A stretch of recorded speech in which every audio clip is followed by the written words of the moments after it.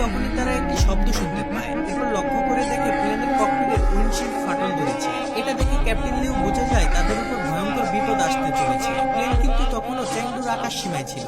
Liu তখন সাথে সাথে চ্যাংডুর কন্ট্রোল টাওয়ারকে উইন্ডোশিল্ড ফাটলের ঘটনাটি জানায়। ঘটনা শুনে কন্ট্রোল রুমের সবাই চমকে ওঠে।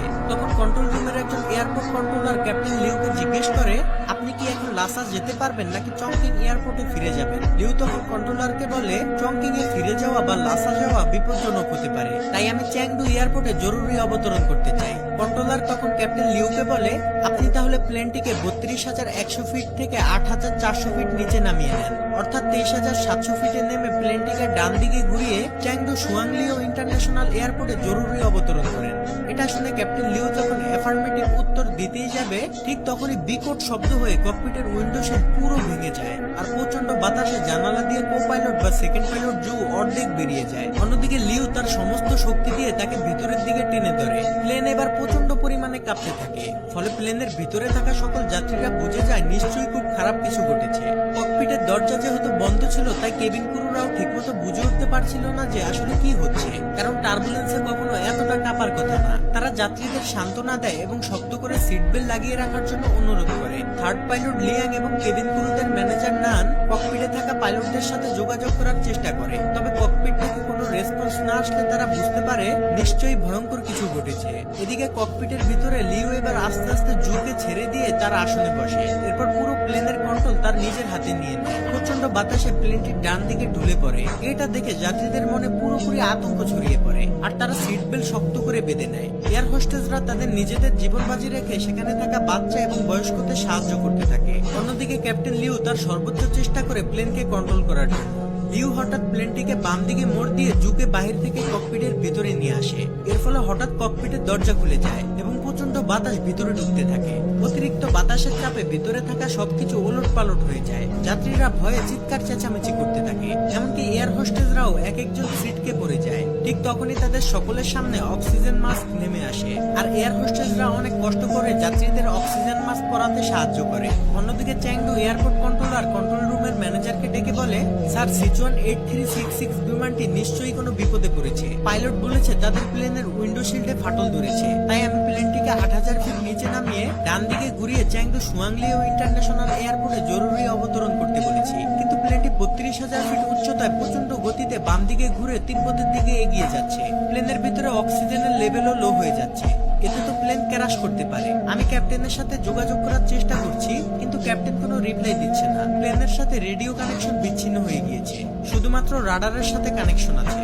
এটা দেখে কন্ট্রোল রুমের ম্যানেজার সাথে সাথে আশেপাশে সকল এয়ারপোর্টে ইনফরমেশন পাঠিয়ে দেয় এবং মুহূর্তের মধ্যেই সকল এয়ারপোর্টের ফ্লাইট বাতিল করে দেওয়া হয়। প্রতিটি প্লেনের শিডিউল পরিবর্তন করা হয়। টেক অফ করা সকল প্লেনকে হোল্ড করে দেওয়া হয়, এমনকি আকাশে উড়ন্ত সকল প্লেনের রোড চেঞ্জ করে দেওয়া হয়। ইমার্জেন্সি ল্যান্ডিং এর জন্য চ্যাংডু সুয়াংলিও ইন্টারন্যাশনাল এয়ারপোর্টের রানওয়ে খালি করে দেওয়া হয়। সেই সাথে police, fire service, medical team এবং এয়ার ট্রাফিক কন্ট্রোল সহ সকল বাহিনীকে রানওয়ের কাছে অবস্থান নিতে বলা হয়, যাতে যে কোনো খারাপ সিচুয়েশনের মোকাবেলা করতে পারে। এমনকি চায়নার এয়ারফোর্স থেকে প্লেনটিকে সাহায্য করার জন্য 4টি ফাইটার জেট পাঠানো হয় এবং আকাশে অন্যান্য যে সকল প্লেনগুলো রয়েছে সেগুলো থেকে সিচুয়ান 8633 এর সাথে যোগাযোগের চেষ্টা করা হয়, কিন্তু প্লেনটি থেকে কোনো ধরনের রেসপন্স আসে না। যাই হোক, অন্যদিকে ককপিটের দরজা খুলে যাওয়ায় থার্ড ক্যাপ্টেন লিয়াং কোনো মতে ভিতরে প্রবেশ করে ককপিটের দরজা বন্ধ করে দেয়। ফলে প্লেনের ভিতরে বাতাসের চাপ কমে যায়, কিন্তু প্লেন প্রচন্ড ঝাঁকাঝাঁকি করতে থাকে।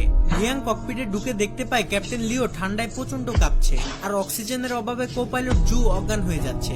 লিয়াং তখন ককপিটে থাকা অক্সিজেন মাস্ক বের করে ক্যাপ্টেনদের পরিয়ে দেয় এবং সে নিজেও পরে নেয়। এরপর লিয়াং কন্ট্রোল রুমের সাথে যোগাযোগ করার চেষ্টা করে, কিন্তু সে বুঝে যায় রেডিও কানেকশন বিচ্ছিন্ন হয়ে গিয়েছে। লিয়াং কোনো মতে প্লেনটিকে নিচে নামানোর চেষ্টা করে, কিন্তু তাদের ভাগ্য এতটাই খারাপ ছিল যে তারা যদি প্লেনটিকে নিচে নামায় তাহলে প্লেন ক্র্যাশ হওয়ার সম্ভাবনা রয়েছে, কারণ তাদের প্লেন তখন তিব্বতের উপর দিয়ে যাচ্ছিল। আর আমরা সকলেই জানি তিব্বতে মাউন্ট এভারেস্ট সহ ছোট বড় অনেক হিমালয় রয়েছে, যেখানে কোনো প্লেনকে সর্বোচ্চ 32 থেকে 34,000 ফিট উপর দিয়ে ফ্লাই করতে হয়। এদিকে প্লেনের ভিতরে অক্সিজেন ফুরিয়ে যেতে থাকে, তাই পর্যাপ্ত অক্সিজেন পেতে হলে প্লেনটিকে আরো 3,000 ফিট নিচে নামাতে হবে, কিন্তু হিমালয়ের জন্য সেটা সম্ভব ছিল না। এছাড়া সামনে বিশাল ঝড়ের কারণে কিছুই দেখা যাবে না। এটা যেন ক্যাপ্টেনদের কাছে সুইসাইড করার মতো। একদিকে অক্সিজেনের ঘাটতি, অন্যদিকে প্লেন ক্র্যাশের ভয়, তার উপরে আবার আকাশকে ঢেকে রাখা ভয়ানক ঝড়। অন্যদিকে কেবিন ক্রুদের ম্যানেজার নান সকলকে জানিয়ে দেয় তারা ককপিটের প্রেসার হারিয়ে ফেলেছে, তাই সকলকে শক্ত করে সিট বেল্ট পরে থাকার জন্য অনুরোধ করে।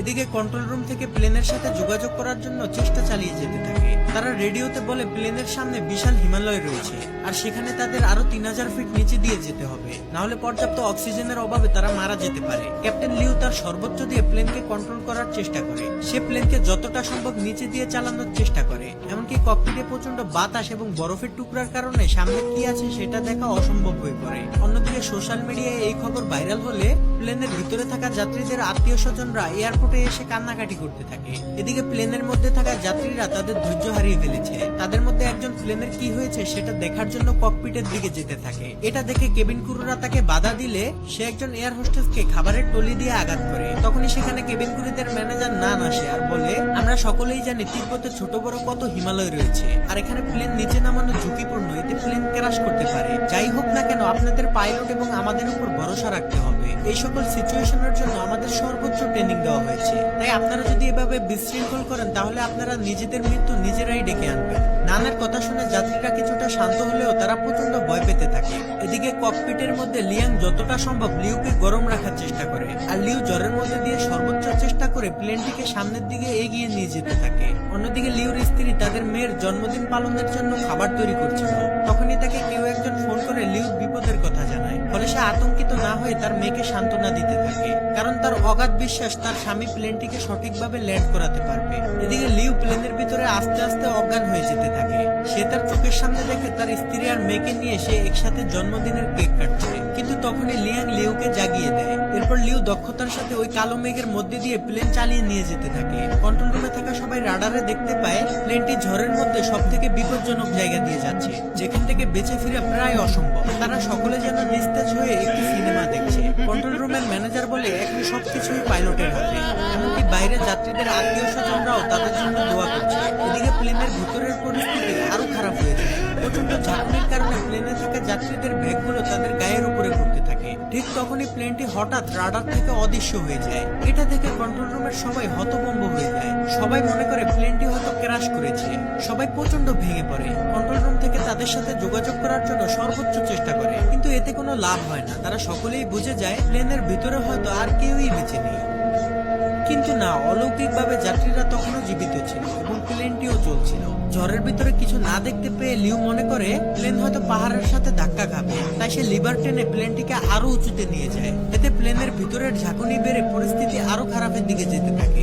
লিউর মাথায় তখন একটা জিনিসই ঘুরছিল যে প্লেনের মধ্যে থাকা 19 জন যাত্রী এবং সে সহ 9 জন ক্রু মেম্বারের জীবন এখন তার হাতে, অর্থাৎ 128 জন মানুষের প্রাণ হাতে নিয়ে লিউ তার সম্পূর্ণ অভিজ্ঞতা দিয়ে প্লেনটিকে কন্ট্রোল করতে থাকে। মৃত্যুকে কাছ থেকে দেখা যাত্রীগুলো এখন তাদের মনের কথা বলতে শুরু করে। অনেকেই জীবনের শেষ ভিডিও বানায় তাদের প্রিয়জনদের জন্য। আর কিছুক্ষণের মধ্যেই প্লেনটি ঝড় থেকে বের হয়ে আসে। লিউর অনেক চেষ্টার পর পরিস্থিতি স্বাভাবিক হতে শুরু করে। এরপর ক্যাপ্টেন লিউ প্লেনটিকে অনেক নিচুতে নামিয়ে আনে, যেখানে পর্যাপ্ত পরিমাণ অক্সিজেন রয়েছে। এরপর সকল পাইলটরা ভালোভাবে দেখার জন্য অক্সিজেন মাস্কটি খুলে ফেলে। ঠিক তখনই চ্যাংডু এয়ার কন্ট্রোল সেন্টারের রাডার প্লেনটিকে আবার ডিটেক্ট করে ফেলে। এটা দেখে কন্ট্রোল রুমে থাকা সবাই খুশি হয়ে যায়। তারা যেন বুক ফুলিয়ে শান্তির নিঃশ্বাস নেয়। এমনকি কন্ট্রোল রুমের সাথে প্লেনের রেডিও কানেকশনও ঠিক হয়ে যায়। এমন ভয়ঙ্কর অবস্থা থেকে ফিরে আসা কন্ট্রোল রুমের কেউই যেন কল্পনা করেনি। যাই হোক, রেডিও কানেকশন ঠিক হওয়াতে ক্যাপ্টেন লিউ আবারও কন্ট্রোল রুমের সাথে যোগাযোগ করতে সক্ষম হয়, কিন্তু উইন্ডো শিল্ড ভাঙা থাকার কারণে প্রচন্ড বাতাসে পাইলটদের কথা কন্ট্রোলাররা বুঝতে পারে না। কিন্তু কন্ট্রোল রুমের কথা যেহেতু তারা শুনছিল, তাই কন্ট্রোল রুম থেকে তাদেরকে ইমার্জেন্সি ল্যান্ডিং করতে বলে। সাথে সাথে ক্যাপ্টেন লিউ ল্যান্ডিং গিয়ার চালু করে দেয়। আর এই সিগন্যাল পেয়ে কেবিন ক্রুদের ম্যানেজার নান যাত্রীদেরকে ইমার্জেন্সি ক্র্যাশ ল্যান্ডিং এর জন্য প্রস্তুতি নিতে বলে। অন্যদিকে প্লেন প্রচন্ড গতিতে রানওয়ের দিকে যেতে থাকে। আর এই টান টান উত্তেজনাপূর্ণ ফুটেজ ধারণ করে চ্যাংডুর গণমাধ্যম কর্মীরা। এদিকে প্লেনের ভিতরে যাত্রীরা ইমার্জেন্সি ল্যান্ডিং এর জন্য প্রস্তুতি নিয়ে নেয়। তারা মনে মনে দোয়া প্রার্থনা করতে থাকে। অন্যদিকে fire service, medical team, air traffic control সহ সবাই প্রস্তুত হয়ে যায়। ক্যাপ্টেন লিউ তার কো-পাইলট জু আর লিয়াংকে নিয়ে কোনো ধরনের ঝামেলা ছাড়াই মাটি স্পর্শ করে।